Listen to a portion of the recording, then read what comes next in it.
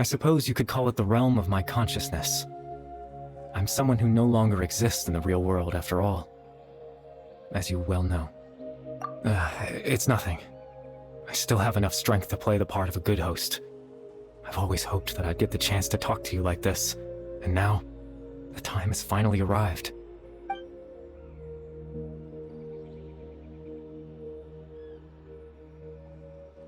Extreme sorrow and pain, hope and regret coursing through your veins, and a degree of abyssal power that defies comprehension. Father told me that once I possessed all those elements, I would become the loom of fate, but despite his intentions for me, I never truly became the loom of fate. I was merely used as a means for its construction. In truth, I died the moment I set everything in motion. The person you see before you now is nothing but a remnant of consciousness left over within the loom of fate.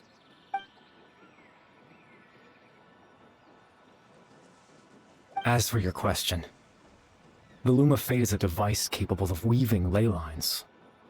In its primitive form, it can only be used to create and implant memories.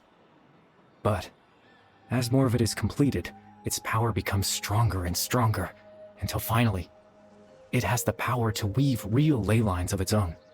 Once fully completed, the moment it gains the power to weave ley lines, it loses the lower level ability to influence memories. But it also becomes a tool that can change the entire world. Yes, I have the ability to control the loom in its semi-completed form. I suppose you can think of it as a form of compensation. After all, its existence cost me my life.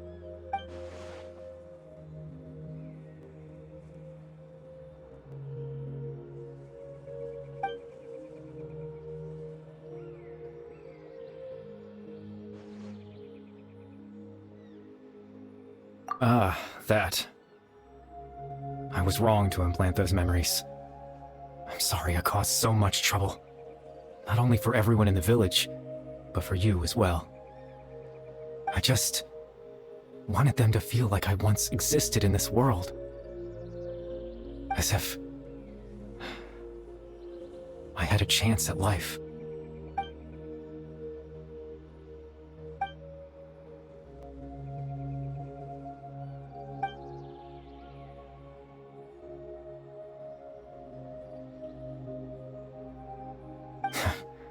I know what you must be thinking. Why would I do something so meaningless? But I just couldn't accept it. I had to know what it would be like if I had my own life. What kind of person I would be. What other people would think of me. Chief Ahmadiyya, Baram, Granny Jahiyat, Atosa.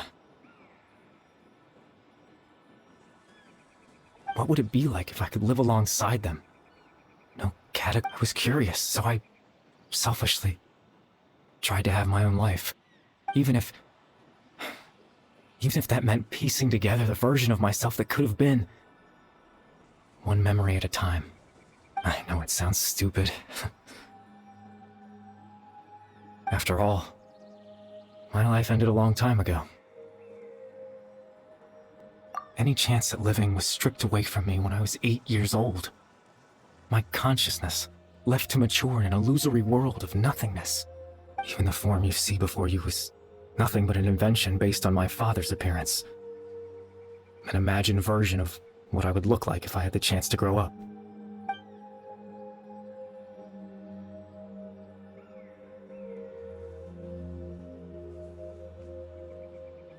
I know. But there's nothing I can do to make them find me. If I could exist in the real world, I would return without a second thought and surprise them with the suddenness of it all. But, well, that's not possible for me.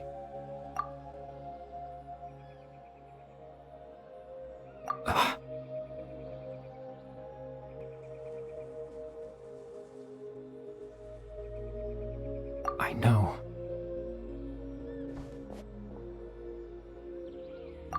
Captain Dainsleif. Twilight Sword, you mean? No need to meet up with him. Things should already be settled on his end. Exactly. As someone who could only exist in people's memories, the fact that I'm able to talk to you in my consciousness like this can only mean one thing. The Loom of Fate has already been completed.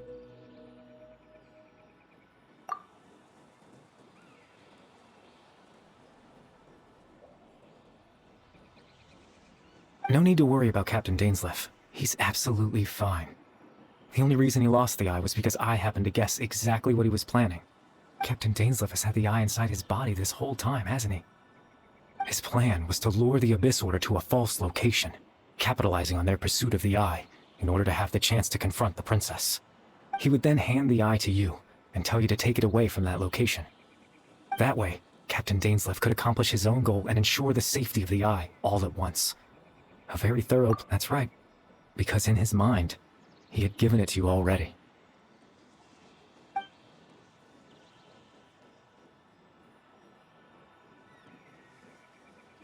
Before you two entered that false location. Traveler, wait.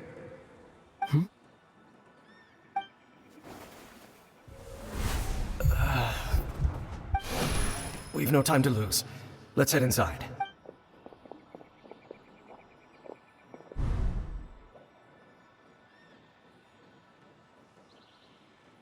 That was when I implanted the memory of him handing you the eye. Given the tense situation at that time, Captain Dainsleif failed to notice anything out of the ordinary, and took that memory to be real. I'm sorry, Traveler, but I needed the Loom of Fate to be completed. And to do that, we had to retrieve the eye.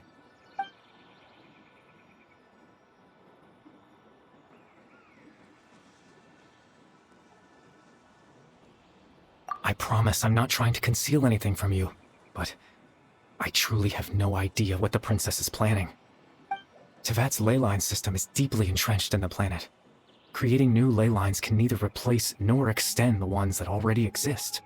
In the face of everything they could be planning, I fear I'm too insignificant to even get a glimpse of the bigger picture. In any case, I had my own use for the Loom of Fate, and my goal, at least, has been achieved. You remember my father, don't you? Clotar Alberic. I believe you saw him in your sibling's memory, after he used the power of the Abyss to restore consciousness to my hilichurl form. I suffered from an indescribable level of mental anguish. To comfort me, my father told me a story, that this was a fairy tale world where I had to take on the form of a little monster. That story managed to dispel my fears, even if just for a moment. My goal was simple: to use the Loom of Fate in its near-completed form, when its ability to create memories was at its strongest, to implant a specific memory into the minds of the hilichurls. In that memory, I would tell them a story, just like my father did for me. It was a story of fairy tales and love. But more than anything, it was the story of us.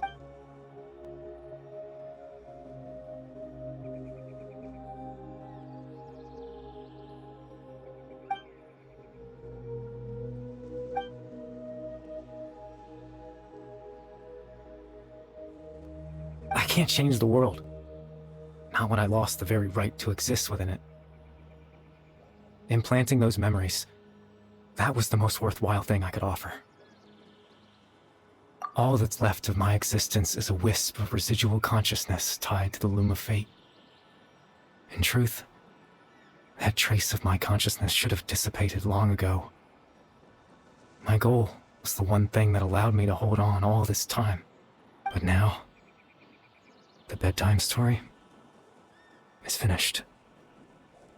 And it's finally time to rest.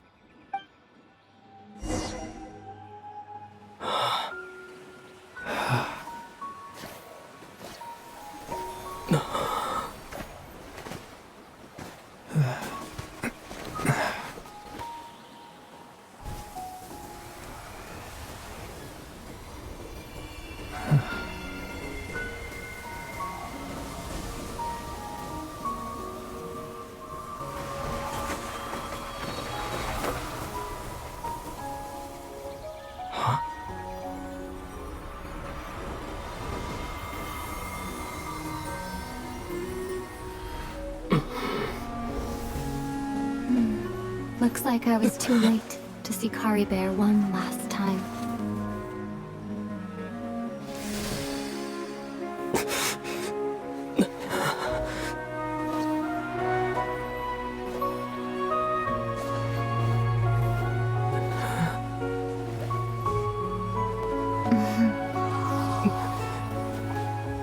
Kari Bear's consciousness is gone, and this space will soon disappear along with it. Neither of us belongs here. That's why we're not tangible. Were that not the case, I'd love to hug you too. Well, how about a conversation?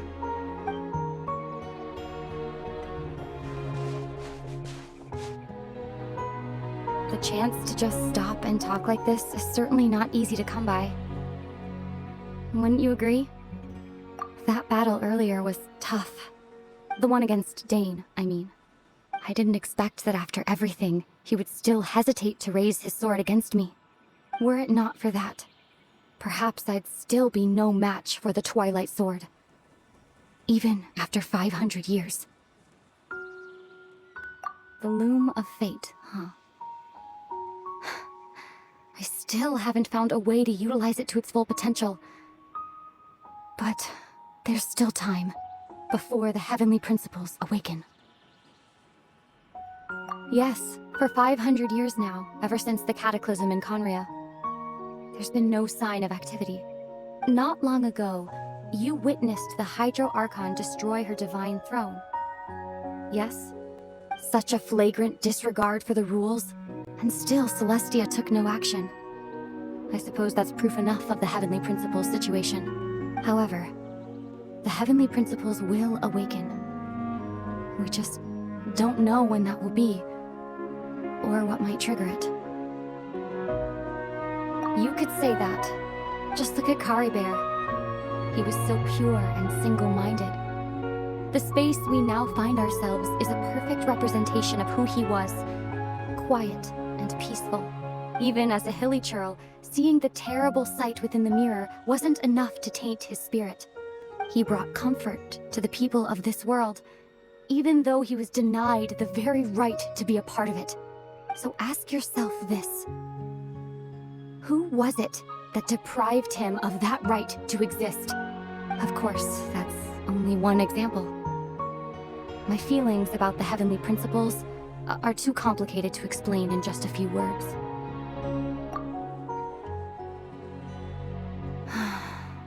Ether?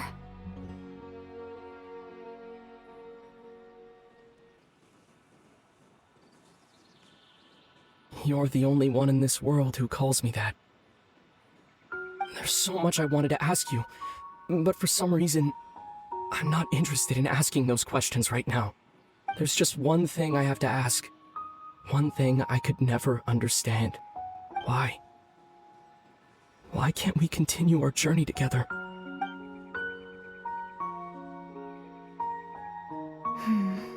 At the end of my journey, I arrived at a place known as the Sea of Flowers at the end. Do you remember? A long time ago, when we traveled between worlds together, you told me you wanted to find a place in the universe where that one flower was in full bloom. To have a place like that suddenly appear before me. Well, would you think of that as a coincidence? You mean... I miss you too, Ether.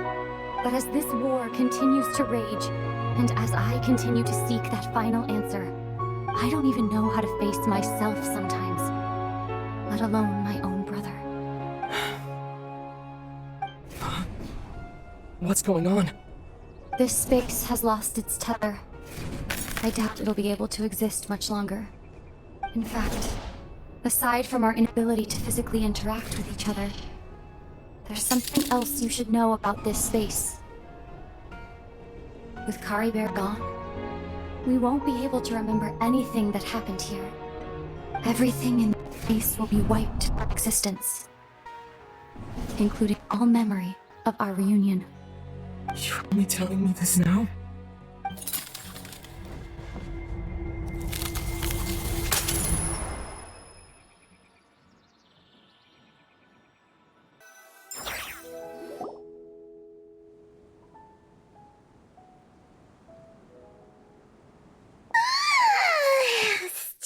so sleepy.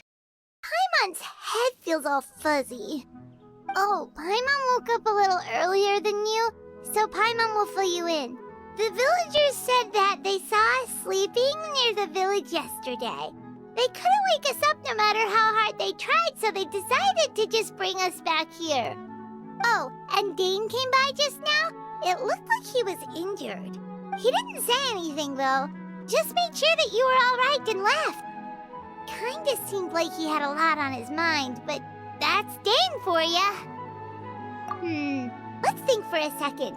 We were in that memory, and we saw that guy you called Kari Bear. He was the missing villager that we've been trying to find, right? And after that, Paimon doesn't remember what happened. Wait, really? What a score!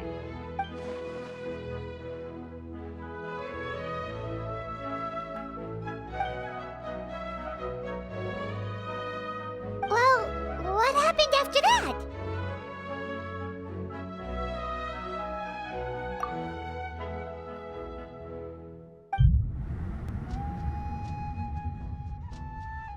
Ah, there you are. Sleep well? Bayram, you sure seem happy. Did something good happen? Something good? Huh. Wasn't anything good or bad, I'd say. It's just that, well, the village organized another search party yesterday. It didn't feel right to leave all the searching to the adventurers. So there we were, searching away, when suddenly this one guy said it all came back to him. According to him, one day around dusk he was passing by this one tree outside the village, and he saw our missing villager. There he was, sleeping under that tree all by himself. His parents came a little later to wake him up, and they all left together. They looked like quite a happy family, apparently. And after that, well, we all started to feel like that really is what happened. Kind of strange that we forgot all about it for so long.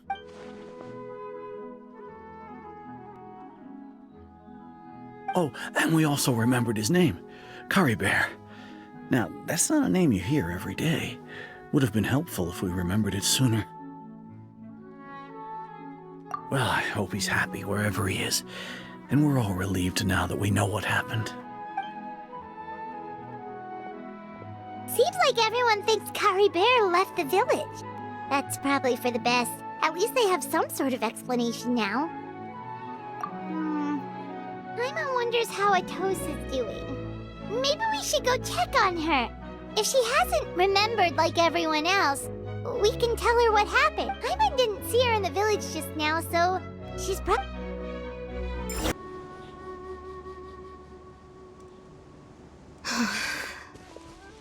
Hey, Atosa, how's it going? Oh, it's you two. I was just about to go looking for you. I wanted to thank you. I was part of the search party, so I remember what happened to Kari Bear now. Honestly, I just can't believe I forgot something so important. It's funny, but I have this feeling he told me the same thing. I just can't seem to remember when. I guess it doesn't really matter anyway. Life is made up of a series of memories. As long as I hold on to our time together, he'll always be a part of my life. I'm just happy I got to meet him. So, who cares what happens in the future, right?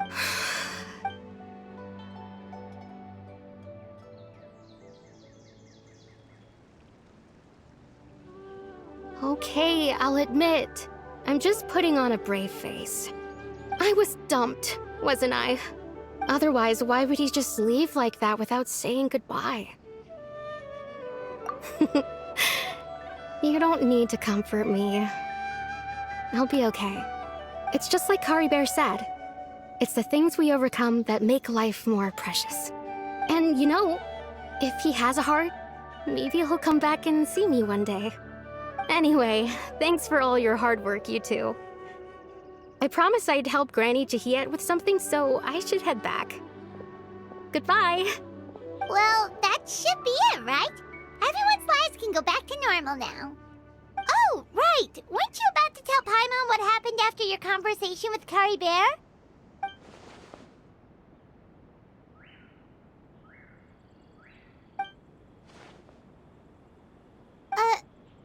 picture? Where'd that come from? Let Paimon see.